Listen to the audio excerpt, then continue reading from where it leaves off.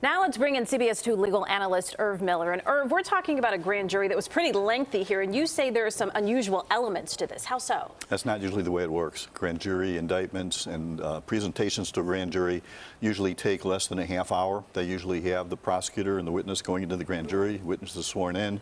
He testifies. The district attorney and the witness leaves the grand jury room.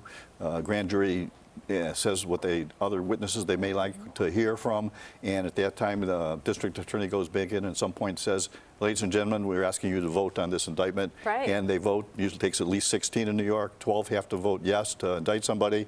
That's the way it happened here in Cook County. That's not the way it happened in New York. There were additional witnesses and even more after that. Over days, over weeks, and I tell you right now, that's never happened in the history of the Cook County grand jury. It's never done that way. So you were talking about witnesses that could have come, like defense witnesses, and then perhaps even rebuttals past that. You know, it's my suspicion, Erica, that the prosecutors in the room with the grand jurors all the time. They talk, and my suspicion is the grand jurors, either one or more, said to the prosecutors, "Listen, we're really not comfortable right now. Do you have anything else you could tell us to, bolster what we think the evidence should be? We're really not sure, and we're not sure that if we vote right now, we have 12 votes."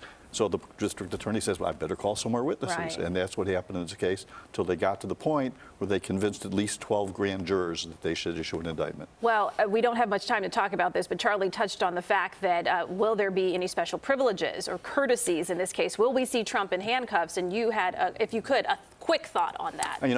If they extend him a courtesy, and they may not make him walk down the hall with handcuffs on, but I suspect he may say to them, I want you to put those handcuffs on me, and when he walks in front of your cameras, he's going to make sure everybody that behind the camera sees that those handcuffs are on his wrist. Interesting. Wouldn't be surprised. Irv Miller, thank you as always for your insight. All right.